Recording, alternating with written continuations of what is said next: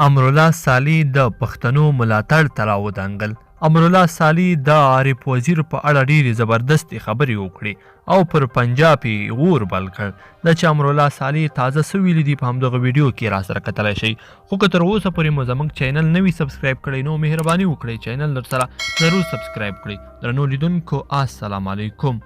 سالي وایي د لرې پښتونخوا افغانان زموږ په ګډ درد ژاړي. د افغان ولسمشر لومړي مرستیال امرالله سالي د پښتون ژغورنې غورځنګ مخکښ غړي عارف وزیر پر شهادت ژوره خواشیني وښوده. سالي وایي د پښتون ژغورنې غورځنګ پی ټي ایم کورنۍ ته تسلیت وایم او د زړه له تله د عارف وزیر پر شهادت خواشینی یم. امرالله سالي د پښتون ژغورنې غورځنګ د افغانستان پر هر درد راګډ یاد کړل او زیاته یې کړې ده چې د لرې پښتونخوا افغانان د افغانستان په هر درد له موږ سره ګډ ژاړي او دردیږي او د ترهګرۍ د له منځه وړلو بې اساسه غوښتنې کوي. د ولسمشر لومړي مرستیال امرالله سالي زیاتوي چې افغانستان د ترهګرو په لاس کې د قرباني کېدو په حال کې دی.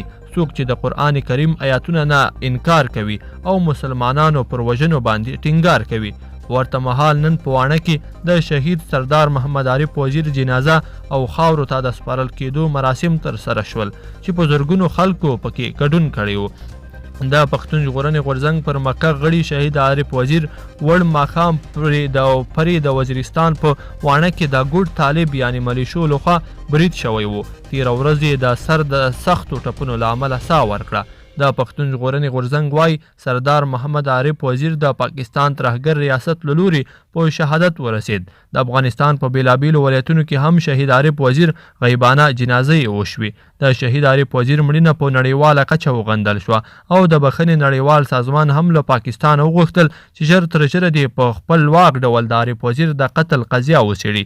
شهید سردار محمد عارف وزیر له افغانستان او افغانانو سره خورا مینه درلوده. نوموړي به ویل چې افغانستان خپل کور دی، هیڅوک به یې هم له کابل او د افغانستان نورو ولایتونو ته له ورتګ څخه ایثار نه کړای شي.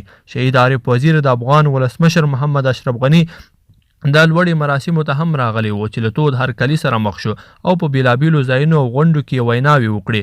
خو له کابله له ورتګ وروسته زنداني او بیا شهید کړی شو. شهید عارف وزیر چې د پښتون ژغورنې غورځنګ د بل مشر علي وزیر د تره زوی دی په شمالي وزیرستان کې پر پښتنو له سختو ظلمونو وروسته د مبارزې ډګر ته راووت چې بالاخره په دې سپېڅلې مبارزه کې د پښتنو لپاره خپل سر کېښود.